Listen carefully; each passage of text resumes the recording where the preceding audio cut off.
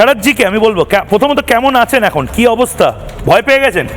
প্রশ্নই ওঠে না, যত মারবে তত জেদ বাড়বে। ভয় পাওয়ার নেই, অনেক দিন ধরে মার খাচ্ছি, আরেকবার খেয়েছি। আপনাকে তো ফেলে মারছিল, প্রায় মারছিল। আমি কত মেরেছি আমি জানি না, কিছুক্ষণ আমি অজ্ঞান হয়ে গেছিলাম, জ্ঞান ফিরেছে, কেউ লোক মুখে জল দিয়ে বলে শরৎদা কেমন আছেন, তখন জ্ঞান ফিরেছে, তখনও মার খাচ্ছিলাম। তারপরে তুলে নিয়ে গেলাম, আমি জিজ্ঞেস করছিলাম কি মারছো কেন, আমি মিছিলে হাঁটছিলাম, একটা পুলিশ অফিসার এসে জিজ্ঞেস করলেন আপনার নাম শরৎ, আমি বললাম হ্যাঁ, তারপরেই মারতে শুরু। কি করেছি আমি জানি না।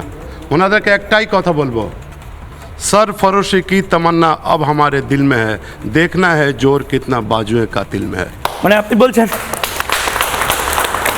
মানে আপনি বলছেন যে এই যে বিভিন্ন বাক্সে বাক্সে হিন্দুদেরকে রেখে দেওয়া হতো, শিডিউল কাস্ট, ব্রাহ্মণ, বিহারি, গুজরাটি, বাঙালি, আবার বাঙালিদের মধ্যে এ চক্রবর্তী, এ মণ্ডল, এ দাস, এ নস্কর, এটা এখন আর কাজে দেবে না মমতা ব্যানার্জির। এখন এখানে যারা রয়েছেন প্রত্যেকে রাষ্ট্রবাদী, আমাদের করিম ভাইদের মতন রাষ্ট্রবাদী, মুসলিমও যেরকমভাবে জিহাদিদের বিরুদ্ধে, শরৎ ভাইও সেরকমভাবে জিহাদিদের বিরুদ্ধে। আইডেন্টিটি আমাদের, আমরা হিন্দু, বাংলাকে বাঁচাবো, একটাই আইডেন্টিটি আছে। এবং ভারতীয় হিসেবে রাষ্ট্রবাদী মুসলিম যারা রয়েছেন এই মুহূর্তে, ওরাও আমাদের সঙ্গে আছেন।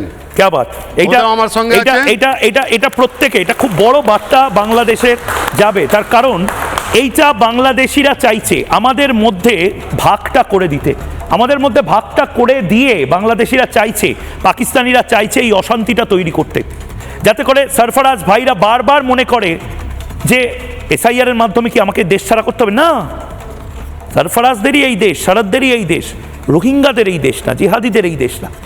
আমি একটা কথা যোগ করবো কি, আমাদেরকে যারা হিন্দু মারছিল আমরা ওদের জন্যও যুদ্ধটা করছি। ওরা হিন্দু বাঁচতে পারে, ওরা জ্ঞান নেই মারছে আমাদেরকে। অনেক হিন্দু যারা আমাদের সঙ্গে নেই, কালকে ওরা বুঝবে কি ভুল করছে আমাদের সঙ্গে। বাংলা টেলিভিশন দেখছে এই মুহূর্তে।